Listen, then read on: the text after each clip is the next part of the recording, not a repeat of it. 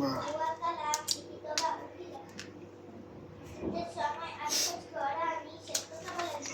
ক্ষেত্রে যদি আমাদের লিনিয়ার ইকুয়েশন হয় তাহলে দুই টাইপের ম্যাথ থাকতে পারে।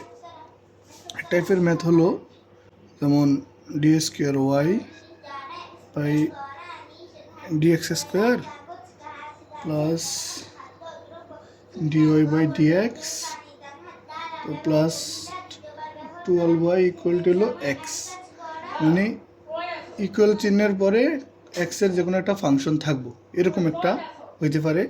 আরেকটা হইতে পারে D square Y D X square plus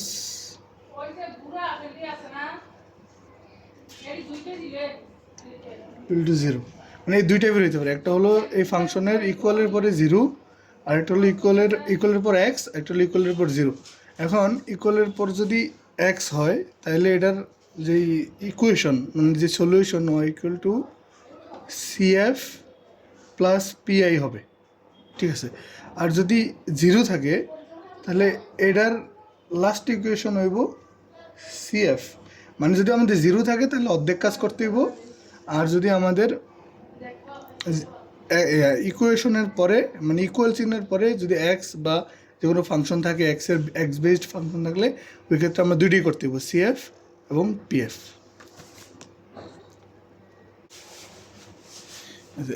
এটা হলো আমাদের স্যারের দেওয়া ফার্স্ট ম্যাথ, ফার্স্ট অধ্যায়ের। তাহলে এটা আমাদের সলিউশন করতে হলে কয়েকটা ধাপ অবলম্বন করতে হইব, ঠিক আছে।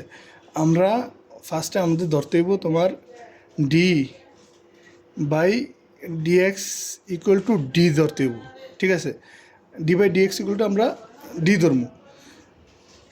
তাহলে ডি বাই ডিএক্স ইকুয়াল যদি আমরা ডি ধরি তাহলে আমরা এই সমীকরণটা কীভাবে লিখতে পারি? এই সমীকরণটা যদি আমরা একটু ভাঙি তাহলে দেখো D by D X square Y minus 7 D by D X Y plus 12y equal to zero. দেখো ডি বাই ডিএক্স, এই যে ডি বাই ডিএক্স এর পুরোটা ডি বাই ডিএক্স, তাহলে এটার বদলে আমরা ডি বসাই দিই।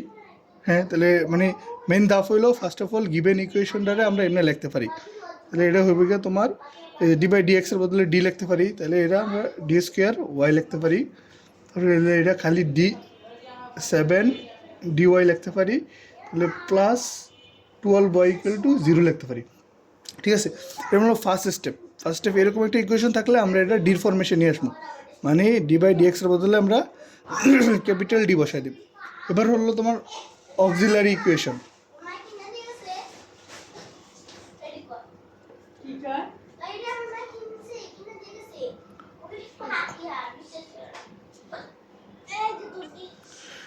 অক্সিলারি ইকুয়েশন বের করবো। অক্সিলারি ইকুয়েশনটা হলো মানে যে এই তিনটা পদ আছে, তিনটা পদ থেকে আমরা ওয়াইটা কমন নিয়ে দিই। তাহলে আমরা যদি তিনটা থেকে ওয়াই কমন নিই তাহলে আমাদের D square plus 7d minus 7d plus 12 equal to Y. এটা হলো অক্সিলারি ইকুয়েশন। অক্সিলারি ইকুয়েশনটা হলো এই যে এটার ভিতরে ডি বাই ডিএক্সের বদলে আমরা ডি বসাই দিছি, তাহলে একটা সমীকরণ পাইছি। এই সমীকরণটা থেকে আমরা ওয়াই কমন নিয়ে গেছি, ওয়াই কমন নিলে এরকম একটা সমীকরণ পাবো। এটা হলো আমাদের অক্সিলারি ইকুয়েশন। এই যে আমাদের যে অক্সিলারি ইকুয়েশনটা বাইর করছিলাম এটা হলো D square minus 7d plus 12 equal to zero. এই অক্সিলারি ইকুয়েশন থেকে আমাদের ডি এর মান বাই করতে হবে, ঠিক আছে। এখন দেখতে হবে যে এটা মিডল ফ্যাক্টর করা যায় কি না। হ্যাঁ, যদি মিডল ফ্যাক্টর করা না যায় তাহলে অন্য পদ্ধতি আছে। যদি মিডল ফ্যাক্টর করা যায় তাহলে আমরা মিডল ফ্যাক্টর করে বাই করবো, ঠিক আছে। এরা মিডল ফ্যাক্টর করা যায়, কারণ হলো যেমন 7 আর হলো 12, তাহলে 3 ইন্টু 4 হলো 12, তাহলে মাইনাসের 3 মাইনাসের 4 যোগ করলে আমরা মাইনাসের 7 পাই যাই। আবার যদি গুণ করি মাইনাসের 3 মাইনাসের 4 তাহলে প্লাসের 12 পাই যাই। আমরা ইজিলি লিখতে পারি ডি স্কোয়ার মাইনাস আমার 3d মাইনাস 4d প্লাসের 12 ইকুয়াল টু জিরো। এখান থেকে আমরা ফার্স্ট এই দুইটা থেকে যদি ডি কমন নেই, ডি মাইনাসের 3 মাইনাসের 4 কমন নিলে ডি মাইনাসের 3 ইকুয়াল টু জিরো। তাহলে দেখো আমরা দুইটাই পাই, ডি মাইনাসের 4 হলো আমাদের ডি মাইনাসের 3 ইকুয়াল টু জিরো। তাহলে এই জায়গা থেকে যদি আমরা ডি বাই করি তাহলে ডি মাইনাসের 4 ইকুয়াল টু জিরো হলে ডি ইকুয়াল টু 4, সেমভাবে ডি মাইনাসের 3 ইকুয়াল টু 0 হলে ডি ইকুয়াল টু 3।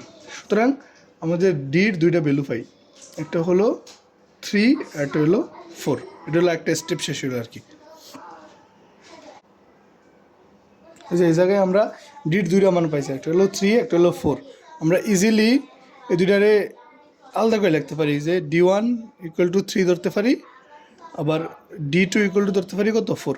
তাহলে আমাদের যে আমি যে প্রথম বলছিলাম যে যদি তোমার যে কোনো একটা সমীকরণ ইকুয়াল টু 0 থাকে, তাহলে আমাদের প্রথম নিয়ম অনুযায়ী যে মানে যে কোনো একটা সমীকরণ ইকুয়াল টু যদি 0 থাকে, লিনিয়ার সমীকরণ ইকুয়াল টু 0 থাকে, তাহলে আমাদের CF বাই করতে হবে। তাহলে CF এর একটা ফর্মুলা আছে, এই CF ইকুয়াল টু হলো C1 e two the power D1x plus C2 e two the power D2x plus এইভাবে বাড়তে থাকে C3 e two the power D3x। এটা ডিপেন্ড করে ডি এর কয়টা মান বাড়িয়েছে, ঠিক আছে।